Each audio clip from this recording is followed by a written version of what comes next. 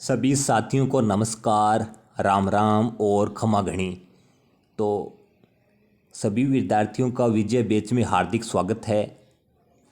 उम्मीद करता हूँ आप अच्छे होंगे, मस्त होंगे। तो आज हम विजय बैच की चौथी क्लास को शुरू करने जा रहे हैं। पूर्व में हमने विजय बैच की 3 क्लासें पढ़ ली हैं। तो आज हम चौथी क्लास के पहले क्वेश्चन से शुरुआत करने जा रहे हैं। पहला क्वेश्चन है आप सभी के सामने, पृथ्वीराज रासो के रचयिता कौन थे? कौन थे भाई पृथ्वीराज रासो के रचयिता? पहला ऑप्शन है ज्यानक, दूसरा ऑप्शन है चंद बरदाई, तीसरा ऑप्शन है सूर्यमल मिश्रण और चौथा ऑप्शन है श्यामल दास। तो पृथ्वीराज रासो के रचयिता हो जाएंगे चंद बरदाई। कौन थे भाई? चंद बरदाई थे पृथ्वीराज रासो के रचयिता। फिर सभी विकल्पों की व्याख्या देख लेते हैं। जानक, जानक ने किसकी रचना की थी? जानक ने पृथ्वीराज विजय की रचना की थी। श्यामल दास ने किसकी रचना की थी? श्यामल दास ने वीर विनोद ग्रंथ की रचना की थी। सूर्यमल मिश्रण, सूर्यमल मिश्रण ने वीर सतसई और वंश भास्कर की रचना की थी। अब आपको एक चीज़ मैं पहले क्वेश्चन के अंतर्गत बता दूं कि एक तो है पृथ्वीराज रासो, एक है पृथ्वीराज विजय। ये सेम नाम होने के कारण बहुत से विद्यार्थी इसमें कन्फ्यूजन में रहते हैं और विद्यार्थी सही क्वेश्चन को गलत करके आ जाते हैं। यानी इसमें इधर वाला लिख देते हैं और इधर वाले में इधर वाला लिख देते हैं। तो आपको इस कन्फ्यूजन को इस प्रकार दूर करना है कि पृथ्वीराज रासो, रासो तो है चंद्र बरदाई का, रासो तो है चंद्र बरदाई का, और विजय, विजय है जानक का। ठीक है, तो आपको इसको ध्यान रखना है।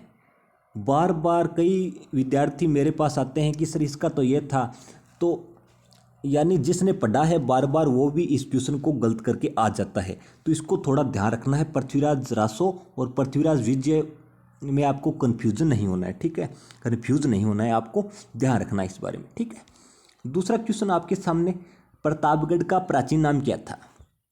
पहला ऑप्शन है मांड, दूसरा ऑप्शन है जांगल, तीसरा ऑप्शन है कांठल और चौथा ऑप्शन है जलालाबाद। तो प्रतापगढ़ का प्राचीन नाम हो जाएगा कांठल। क्या था? कांठल प्रतापगढ़ का प्राचीन नाम था। फिर देख लेते हैं मांड किसका प्राचीन नाम था? मांड किसका प्राचीन नाम था? मांड जैसलमेर का प्राचीन नाम था। जांगल किसका प्राचीन नाम था? जांगल बीकानेर का प्राचीन नाम था। जलालाबाद, जलालाबाद किसका प्राचीन नाम था? जालोर का प्राचीन नाम था। तो ये हमारा दूसरा क्वेश्चन कंप्लीट हुआ। तीसरे क्वेश्चन, ब्रज महोत्सव कहाँ पर आयोजित किया जाता है? ब्रज महोत्सव कहाँ पर आयोजित किया जाता है? पहला ऑप्शन है कोटा, दूसरा जैसलमेर, तीसरा भरतपुर, चौथा बाड़मेर। तो ब्रज महोत्सव कहाँ पर आयोजित किया जाता है? नाम से ही सीधा पता चल रहा है। तो ब्रज महोत्सव भरतपुर में आयोजित किया जाता है। इसके अंतर्गत एक और ध्यान रखना, भरतपुर से एक जिला अलग हुआ है, उसको ध्यान रखना, डिग जिला भरतपुर से अलग हुआ है। ठीक है, फिर सभी विकल्पों की व्याख्या देख लेते हैं। कोटा का कौन सा महोत्सव प्रसिद्ध है? एडवेंचर महोत्सव प्रसिद्ध है। जैसलमेर का मरु महोत्सव प्रसिद्ध है और बाड़मेर का थार महोत्सव प्रसिद्ध है। बार बार इनसे क्वेश्चन पूछे गए हैं, चाहे वो राजस्थान कर्मचारी चयन बोर्ड हो, चाहे वो राजस्थान लोक सेवा आयोग हो, तो बार बार इसमें क्वेश्चन पूछे गए हैं यहाँ से। फिर देखिए राजस्थान दिवस कब मनाया जाता है? अब आप ये कहोगे कि ये तो सर आसान सा क्वेश्चन है, ये तो सभी को ही पता है, लेकिन मैं इसके साथ साथ अन्य क्वेश्चन लेके आया हूँ जो वर्तमान में पूछे जा रहे हैं। तो राजस्थान दिवस तो सभी को पता ही है कब मनाया जाता है। तो राजस्थान दिवस 30 मार्च को मनाया जाता है। कब मनाया जाता है? 30 मार्च को मनाया जाता है। अब इसके साथ अब ये क्वेश्चन तो कम पूछा जाता है, लेकिन इसके बाद जो वर्तमान में जो क्वेश्चन कैसे पूछे जा रहे हैं, यानी राजस्थान से संबंधित ही हैं, लेकिन वो किस प्रकार पूछे जा रहे हैं उसको मैं आपके सामने लेकर आया। ठीक है, तो पहला है 1 नवंबर। 1 नवंबर को राजस्थान स्थापना दिवस मनाया जाता है। क्या मनाया जाता है? राजस्थान स्थापना दिवस मनाया जाता है। तो राजस्थान का एकीकरण एकीकरण पढ़ा होगा आपने। कितने चरण थे राजस्थान के एकीकरण में? 7 चरण थे, ठीक है। 7वां चरण कब हुआ था? 1 नवंबर 1956 को। ये अंतिम चरण था, इसमें राजस्थान का निर्माण हो गया था। तो राजस्थान स्थापना दिवस कब मनाया जाता है? 1 नवंबर को मनाया जाता है। फिर देखिए 21 फरवरी, 21 फरवरी को क्या है भाई? राजस्थानी भाषा दिवस 21 फरवरी को मनाया जाता है। मोस्ट इंपॉर्टेंट क्वेश्चन है, ठीक है। फिर 17 दिसंबर को क्या मनाया जाता है? निरोगी राजस्थान दिवस मनाया जाता है। क्या मनाया जाता है? निरोगी राजस्थान दिवस 17 दिसंबर को मनाया जाता है। तो राजस्थान दिवस तो ध्यान रखना है, कब मनाया जाता है? 30 मार्च को। फिर राजस्थान स्थापना दिवस 1 नवंबर को। फिर राजस्थानी भाषा दिवस 21 फरवरी को। फिर निरोगी राजस्थान दिवस 17 दिसंबर को। तो आपको यहाँ से ध्यान रखना है, ठीक है। आज की क्लास का अंतिम क्वेश्चन, राजस्थान में 1857 की क्रांति की शुरुआत कहाँ से हुई थी? 1857 की क्रांति की शुरुआत कहाँ से हुई थी?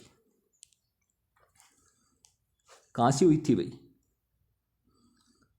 पहला ऑप्शन है नसीराबाद, दूसरा ऑप्शन है नीमच, तीसरा ऑप्शन है देवली और चौथा ऑप्शन है एरिनपुरा। तो 1857 की क्रांति की शुरुआत हुई थी नसीराबाद से। कहाँ से हुई थी? नसीराबाद से हुई थी, इसको ध्यान रखना है, ठीक है। कब हुई थी भाई? ये भी क्वेश्चन बहुत बार पूछा जाता है। 1857 की क्रांति की शुरुआत राजस्थान में कहाँ से हुई थी? तो नसीराबाद से हुई थी। 28 मई 1857 को हुई थी, ठीक है। नीमच में कब हुई थी क्रांति?